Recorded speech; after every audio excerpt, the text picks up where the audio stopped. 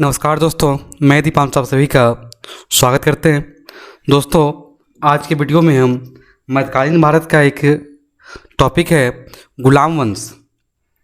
गुलाम वंश जिसे दास वंश या मामलुक वंश भी कहते हैं।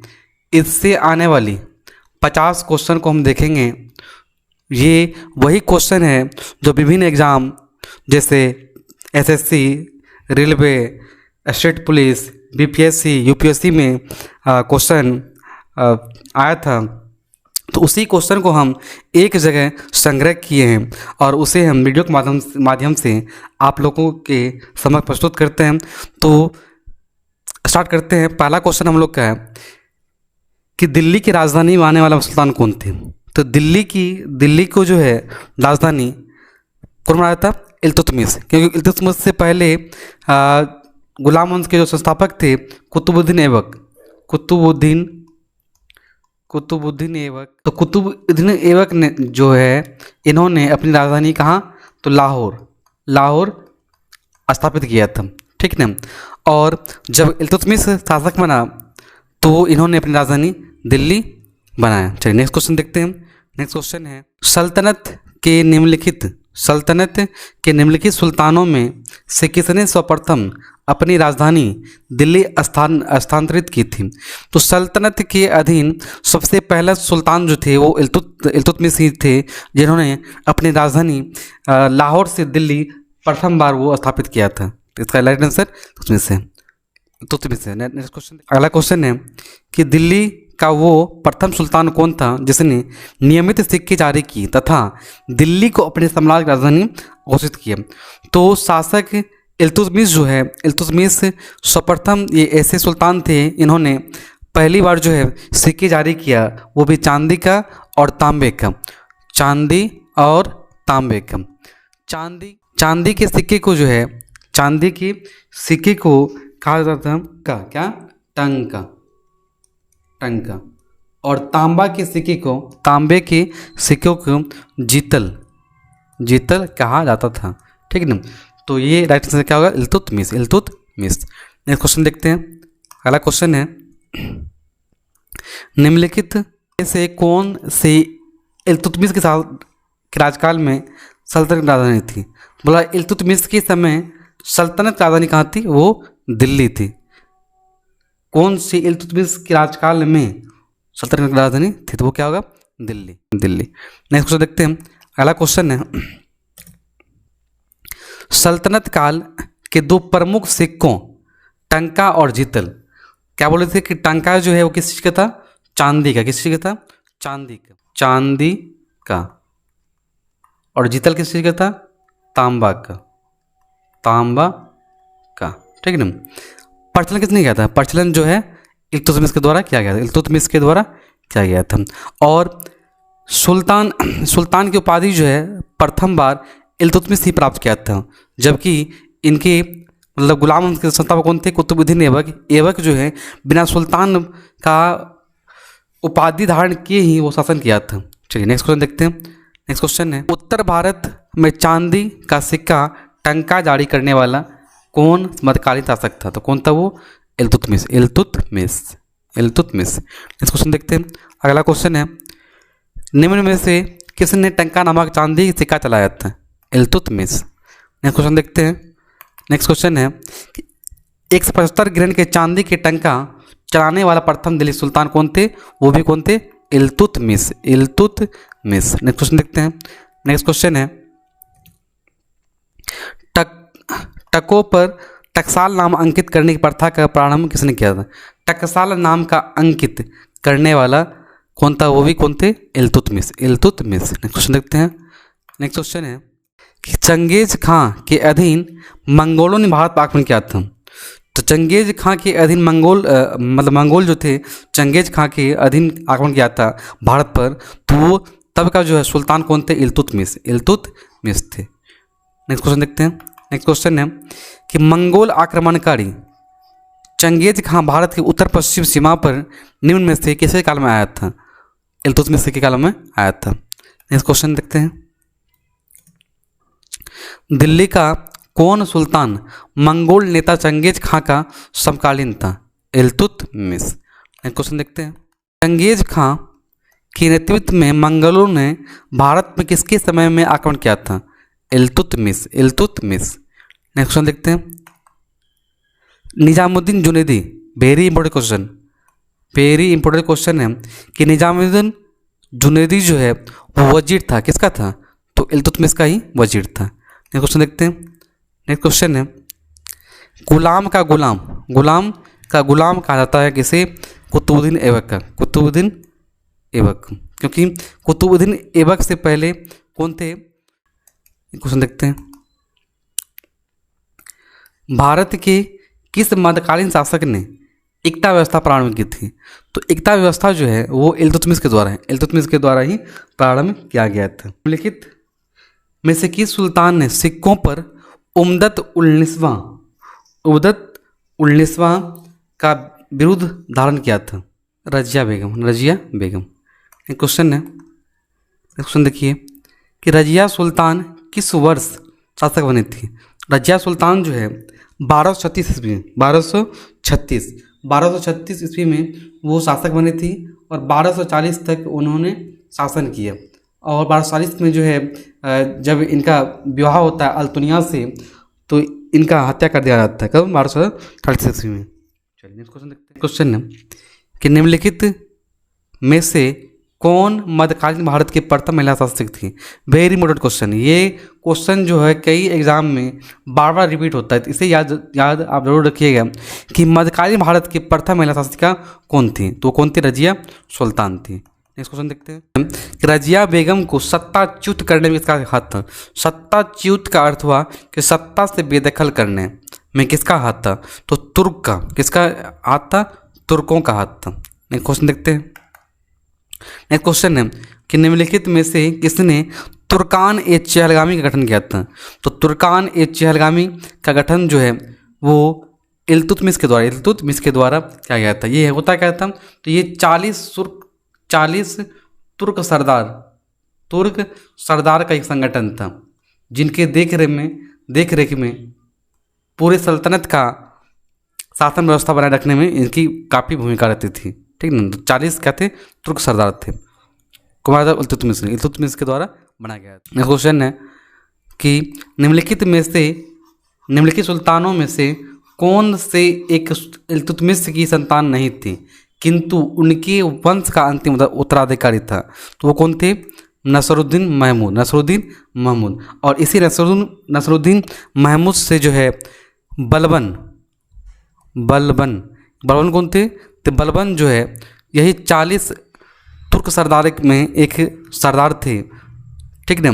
तो इन्होंने बलबन जो है अपनी बेटी का विवाह जो है नसरुद्दीन मोहम्मद से करवा देता है और इसी से खुश होकर जो है नसरुद्दीन मोहम्मद जो है बलबन को उल्लू खां, ऐसा हम मजाक में बोल रहे हैं, ठीक ना, उल्लू बना दिया। क्या उपाधि दे के बना दिया। ठीक ना? तो बलबन को कौन उपाधि दिया? तो नसरुद्दीन महमूद। कौन सा उपाधि? तो उल्लू खां का। ठीक ना? और जब इन्होंने बेटी का विवाह किया तो इनके कुछ समय के बाद बलबन जो है नसरुद्दीन महमूद का हत्या कर देता है और खुद जो है दिल्ली सल्तनत का शासक बनता है। तो ये राइट आंसर इसका नसरुद्दीन महमूद है। क्वेश्चन देखते हैं। नेक्स्ट क्वेश्चन है कि भारत अरब नहीं है, इसे दारुल इस्लाम में परिवर्तित करना व्यावहारिक रूप से संभव नहीं है। तो ये जो है किसने कहा था? इल्तुतमिश के द्वारा कहा गया था। नेक्स्ट क्वेश्चन देखते हैं।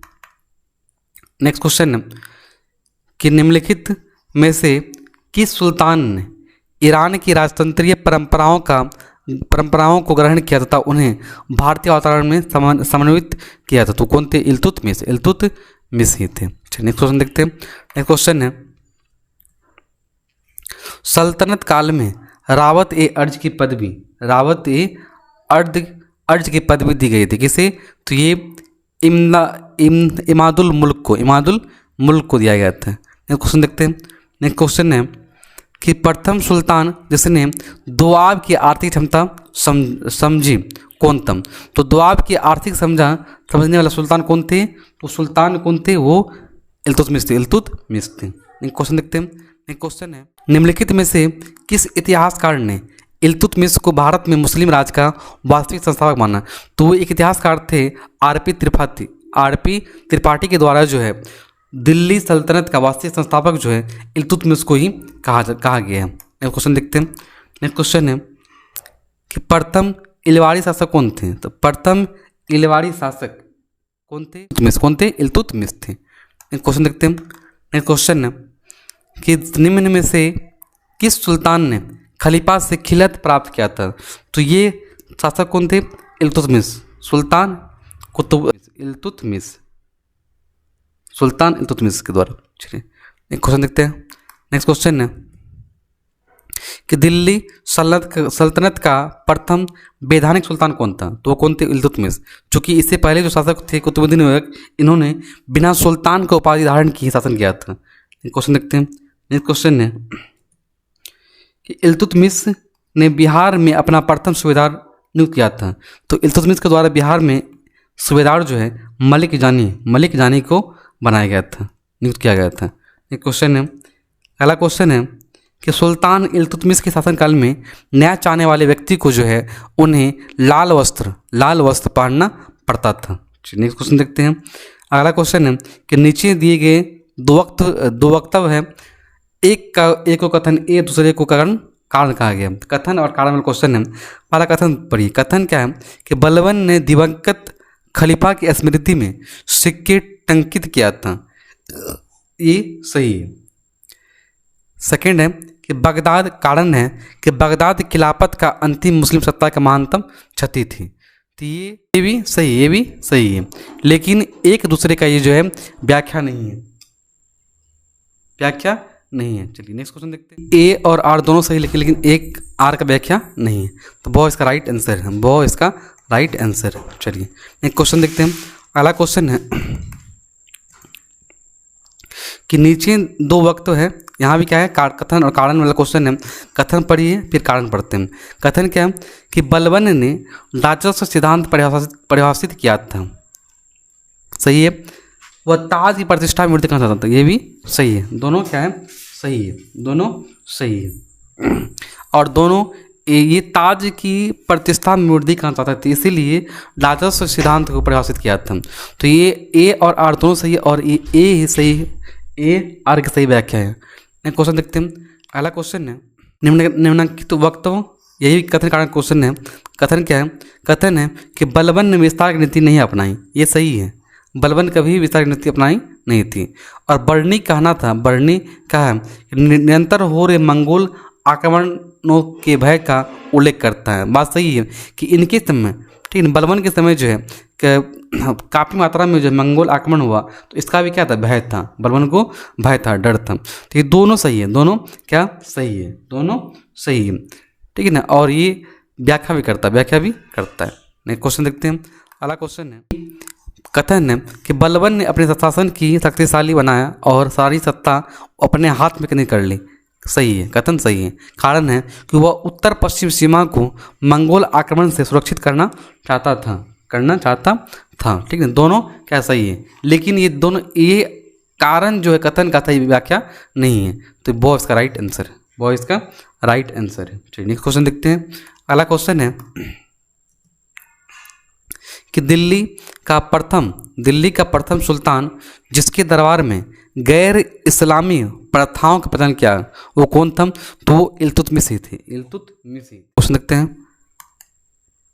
अगला क्वेश्चन है कि निम्नलिखित में से किसने भारत में प्रसिद्ध फारसी त्यौहार नवरोज का आरंभ करवाया था? तो कौन थे?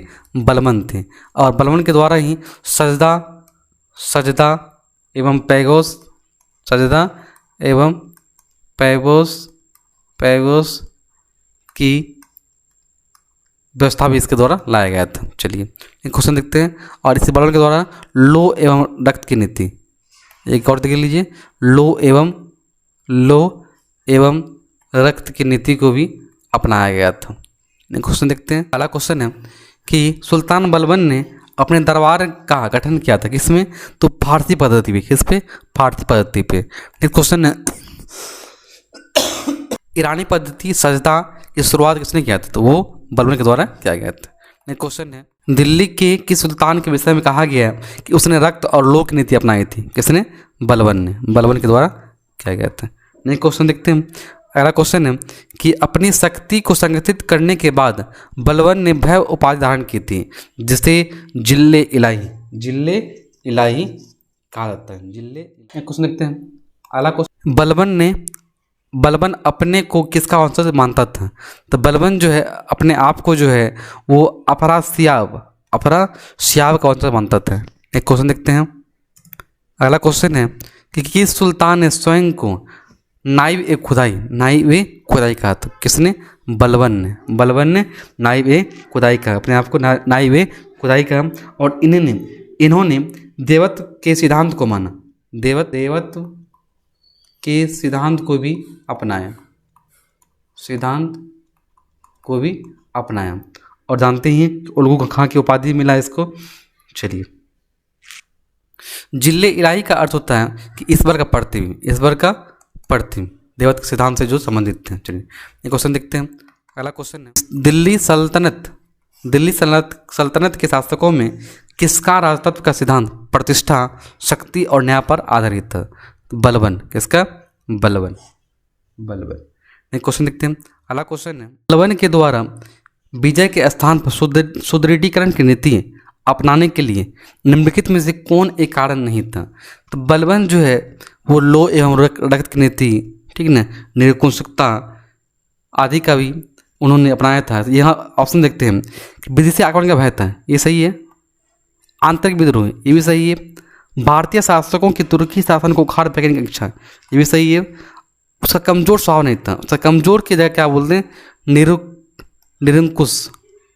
निरंकुश वाला उसका क्या था? स्वभाव था। चलिए नेक्स्ट क्वेश्चन देखते हैं।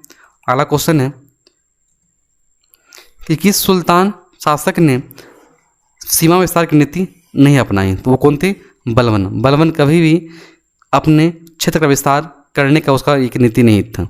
चलिए नेक्स्ट क्वेश्चन क्या है? अगला क्वेश्चन, निम्न में से किस सुल्तान ने तुर्कान ए चहलगामी का दमन किया था? तो तुर्कान ए चहलगामी जो है ये इल्तुतमिश के द्वारा बनाया गया था। और इसी तुर्कान ए चहलगामी का एक सदस्य था कौन? बलबन।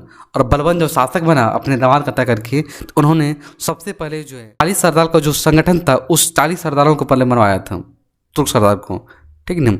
और इस तरह क्या हुआ? तुर्कान ए चहलगामी का समाप्त हो गया था। तो कौन किया? बलबन ने किया था। नेक्स्ट क्वेश्चन देखते हैं। अगला क्वेश्चन है, निम्नलिखित बलबन की सार्वभौमिकता तथा राजकीय नीति को जानने के लिए मूल स्रोत है। किसका स्रोत है? बर्नी का स्रोत है। बर्नी ने ही बताया इसके बारे में। अगला क्वेश्चन देखते हैं। अगला क्वेश्चन है कि निम्नलिखित में से बलबन के काल में विद्रोह करने वाला बंगाल गवर्नर कौन था? तो वो कौन थे? तुगरिल खां बंगाल के गवर्नर थे। चलिए क्वेश्चन देखते हैं। अगला क्वेश्चन है कि निम्नलिखित सुल्तानों में से किसने गढ़ मुक्तेश्वर की मस्जिद की दीवारों पर अपने शिलालेख में स्वयं को खलीफा का सहायक किया था? कौन थे वो? बलबन थे। एक क्वेश्चन देखते हैं। अगला क्वेश्चन है कि निम्नलिखित में से कौन सा कथन बलबन के संबंध में सही नहीं है? तो देखते हैं क्या सब है। पहला कि उसने नियाबत एक खुदाई के सिद्धांत का प्रतिपादन किया है, ये भी क्या है? सही है। दूसरा है कि उसने इक़्तिदारी व्यवस्था को प्रारंभ किया। इक़्तिदारी व्यवस्था कौन प्रारंभ किया था? इल्तुतमिश, ठीक है ना। आगे देखते हैं। उसने तुर्कान ए चहलगामी का प्रभाव शांत किया था, ये भी सही है। उसने बंगाल विद्रोह का दमन किया, ये भी सही है। तो ये क्या है? ये गलत है। क्यों गलत है? क्योंकि इसका प्रारंभ जो है इल्तुतमिश के द्वारा, इल्तुतमिश के द्वारा किया गया था। चलिए नेक्स्ट क्वेश्चन देखते हैं। अगला क्वेश्चन है, दिल्ली के सुल्तान बलबन का पूरा नाम क्या था? दिल्ली के सुल्तान बलबन का नाम था, क्या नाम था? गयासुद्दीन बलबन। क्वेश्चन देखते हैं। अगला क्वेश्चन है, चलिए यहाँ तक हम टोटल 53 क्वेश्चन देखे हैं। 53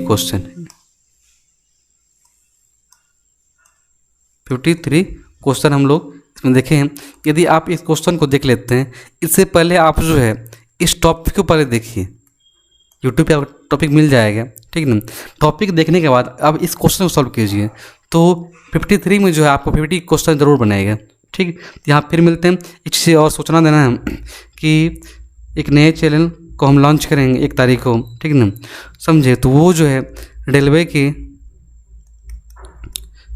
की एग्ज़ाम की तैयारी से संबंधित रहेगा। जैसे एनटीपीसी का वैकेंसी हाल में आया है, रेलवे एलपी का आया है, ग्रुप डी का आने वाला है, तो इस रेलवे के एग्ज़ाम को समर्पित वो चैनल रहेगा, तो आप उसे ज़रूर सब्सक्राइब कीजिएगा, ठीक ना। थैंक यू, फिर मिलेंगे नेक्स्ट क्लास में।